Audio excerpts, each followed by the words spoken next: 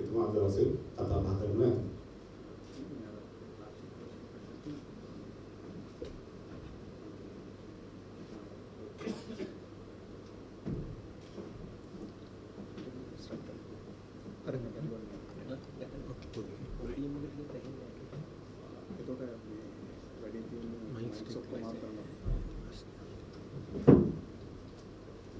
සුබ උදෑසනක් ආදරණීය මාධ්‍යවේදී සහෘදයනි, පළමු කොටම මම මේ අවස්ථාව කරගන්නවා මගේ ගෞරවනීය ස්තුතිය පළ කරන්න ඇරික් ආයතනයට, විශේෂයෙන් අද දවසේ මේ මාධ්‍ය හමුව සංවිධානය කිරීම සම්බන්ධයෙන් විශේෂයෙන්ම ජනතාවටත් රටටත් ලෝකයටත් ඉතා වැදගත් වන පණිවිඩයක් සැපීමට අවස්ථාව කර ගැනීම සඳහා. ඇත්ත වශයෙන්ම ඔබතුමන්ලා දන්නවා මැයි මාසේ අපි ගත කරපු මාසේ මාධ්‍ය සගයන්ට ඇත්තටම බොහෝ දුරට වැඩ වැඩි මාසයක්. ගොඩක් දේවල් ඉදිරිපත් කරන්න තිබුණා. පහුගිය කාලේ ඇත්තටම අපි කතා කළා රියානතුරු ගැන, රියානතුරු වලින් සිද්ධ වෙන හානි පිළිබඳව.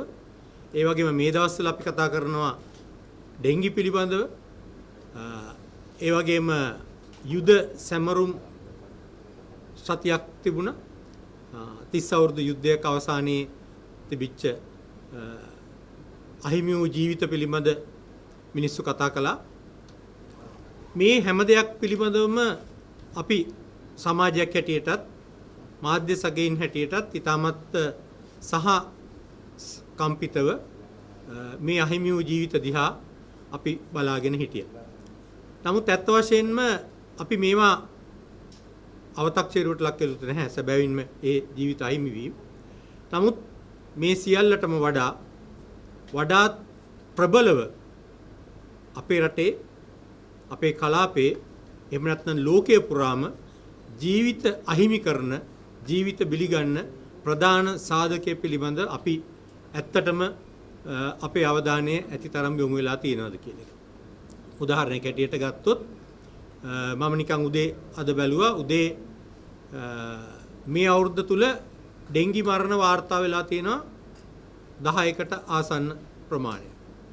රියානතුරු වලින් පහුගිය වර්ෂය තුල මිය ගිහින් තියෙනවා 2500කට ආසන්න ප්‍රමාණයක්. ඒ වගේම අනිකුත් ඒ වගේ සාධක නිසා.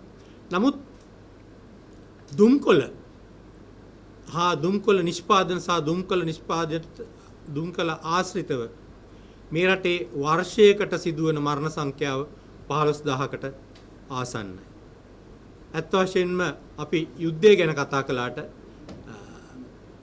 අවුරුද්දක් තුල සිගරට් එහෙම නැත්නම් දුම්කොළ ආශ්‍රිතව සිදුවන මරණ සංඛ්‍යාව මුළු යුද්ධයේ සිදුවුණු මරණ සංඛ්‍යාවට සමාන ප්‍රමාණයක් වගේ වෙනවා.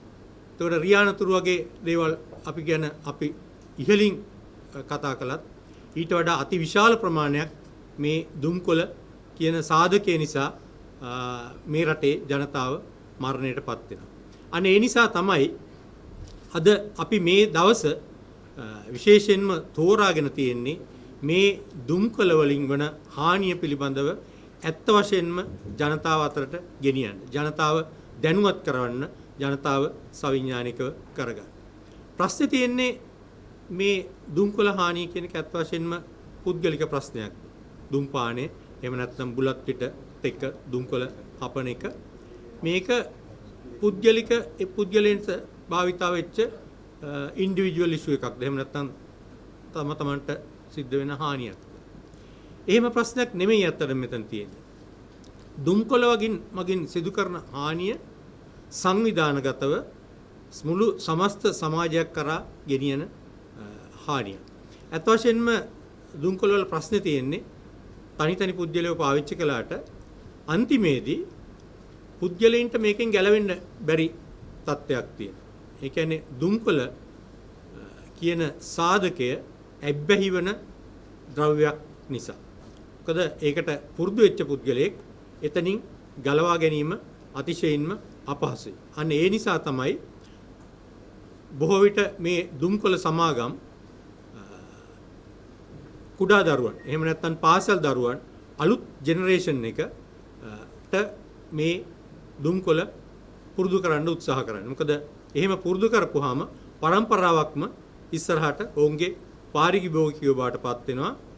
අකාලේ සමාජයෙන් මිය යන පුද්ගලයෝ බවට පත් වෙනවා. අනිත් තමයි අත් වශයෙන්ම අපි කලින් කතා කරපු උවදුරු වලදී පුද්ගල මරණ එකපාර සිද්ධ වෙන පුද්ගල මරණ. නමුත් දුම්කොළ ආශ්‍රිතව සිද්ධ වෙන පුද්ගල මරණ වලටත් වඩා කාලාන්තරයක් තිස්සේ රෝගාබාධ වලට ලක් වෙලා පුද්ගලයන් වශයෙන් හානි කර තත්යකටපත් කළා. ඔවුන්ගේ පෞල් ආගාදිත තත්යකටපත් කරලා සමාජයක් හැටියටමත් ව්‍යසනයකටපත් වෙන තත්යකට පත් කරන සිද්ධියක් වෙන්නේ. අත් වශයෙන්ම මේ මරණ අපි ස්වභාවික මරණ හැටියට දැක්කට මේවා ස්වභාවික මරණ නෙමෙයි. මේවා ඇත්ත වශයෙන්ම අපිට හඳුන්වන්න පුළුවන් ජන ඝාතන ව්‍යාපාර කියලා. එහෙමනම් අපි ඊළඟට කොහොමද මේ උවදුරින් අපේ රටේ ජනතාව විතරක් නෙමේ සමස්ත ලෝකයේ ජනතාව මුදවා ගන්න කටයුතු කරන්න කියන එක තමයි අපේ ඊළඟ ප්‍රශ්නේ. ඒ සම්බන්ධයෙන් නැත්නම් මෙතන ඉතා පැහැදිලි විද්වත් මණ්ඩලයක් ඉන්නවා වඩාත් හොඳින් සහ දීර්ඝ වශයෙන් කරුණු පැහැදිලි කරන්න. නමුත් කාරණා කීපයක් සම්බන්ධයෙන් අපි විශේෂයෙන් අවධානය යොමු කර යුතුව පවතිනවා. එකක් තමයි මේ සමාගම් විසින් සූක්ෂම සිදු කරන ව්‍යාපාරික ගැටවලින් අපේ රටේ සමාජය බේරා ගැනීමේ මූලික ප්‍රයත්නය. ඒ ප්‍රයත්නය සඳහා අපිට විවිධාකාරයේ ක්‍රියාමාර්ග ගත යුතු වෙනවා. එකක් තමයි මේ දුම්කොළ සඳහා පුද්ගලයන්ට තියෙන ඉල්ලුම. එහෙම නැත්නම් පුද්ගලයන්ට ඒ දුම්කොළ ලබා ගැනීමට තියෙන හැකියාව අවම කිරීම සඳහා ගත යුතු ක්‍රියාමාර්ග. ඒ සඳහා තමයි මිල දර්ශකයන් බදු ප්‍රතිපත්ති ආදී දේවල් සම්බන්ධයෙන් කටයුතු කරන්නේ. ඊළඟට අපි අත් වශයෙන්ම මේ ප්‍රවේශය ගත යුතු වන්නේ විද්‍යාත්මක ප්‍රවේශයක් තුළින්. එකක් තමයි අර කියපු ටැක්සේෂන් වගේ දේවල්. ඊළඟට මේ පුද්ගල ආකර්ෂණය අඩු කර ඇති ක්‍රියාමාර්ග වලට අපිට සම්බන්ධ වෙන්න සිද්ධ වෙනවා. ඒ සම්බන්ධයෙන් අත් වශයෙන්ම නාට ආයතනයත් එක්ක අපි ඇත්ත වශයෙන්ම ප්‍රබල පනතක් අපිට ලැබිලා තියෙනවා. ඒ පනතේ විධිවිධානත් එක්ක පාවිච්චි කරමින් විවිධ ක්‍රියාමාර්ග ගත යුතුව පවතිනවා. විශේෂයෙන් තනි සිගරට් විකිණීම නවත්වා ගන්න. ඒ වගේම පැකේජස් වල තියෙන වර්ණවත් ආකර්ශනීය භාවය අහිමි කරන ආකාරයේ ක්‍රියාමාර්ග ගන්න. ඊළඟට අපි දැනටමත් ක්‍රියාමාර්ග අරන් තියෙනවා.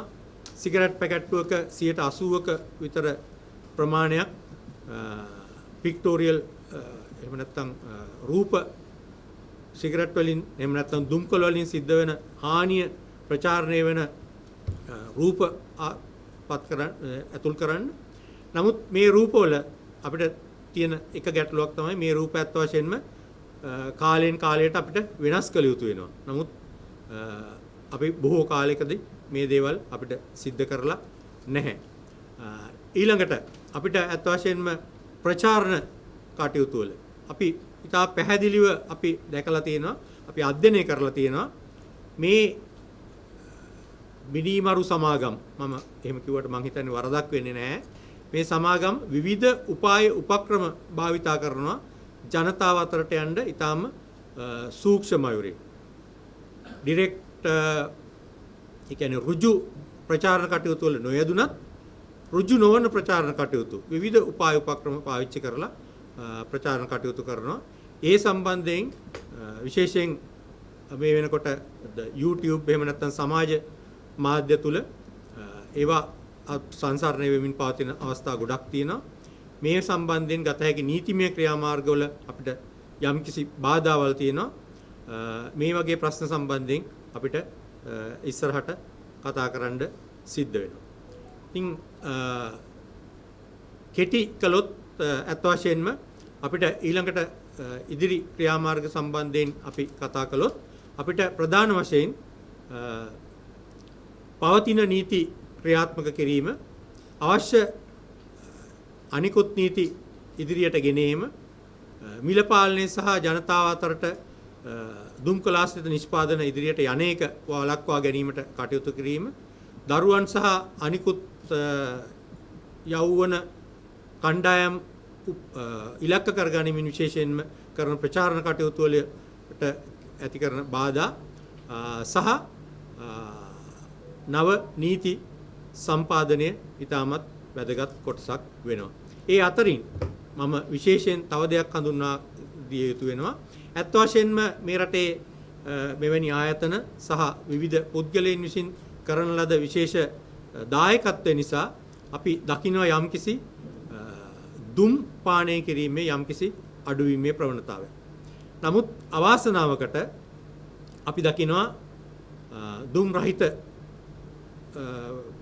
දුම්කොළ, එහෙම නැත්නම් අපි කියනවා ස්මෝක්ලස් ටොබැකෝ කියන தত্ত্বය තවමත් වැඩි වෙමින් පවතිනවා. මේක විශේෂ කාරණාවක් වෙනවා. විශේෂයෙන්ම මුඛ පිළිකා ආශ්‍රිතව ගත්තොත් අපි දන්නවා දැනටත් මේ රටේ දවසකට 3 දෙනෙක් මුඛ පිළිකාව නිසා පමණක් මිය යනවා.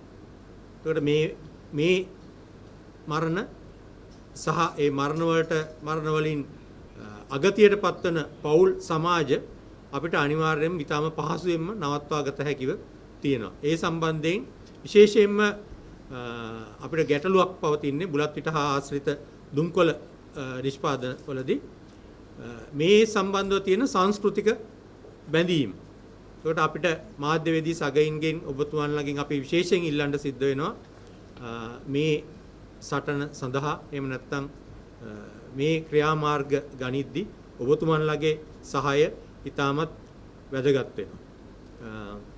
මම හිතන්නේ මම මෙතනින්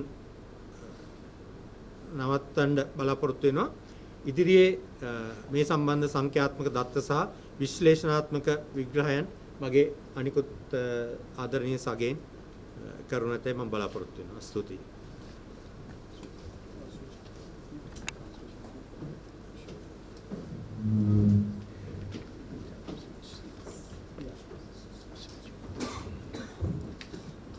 மதுசார மற்றும் புகையிலை மீதான தேசிய அதிகார சபையின் தலைவர் வைத்தியர்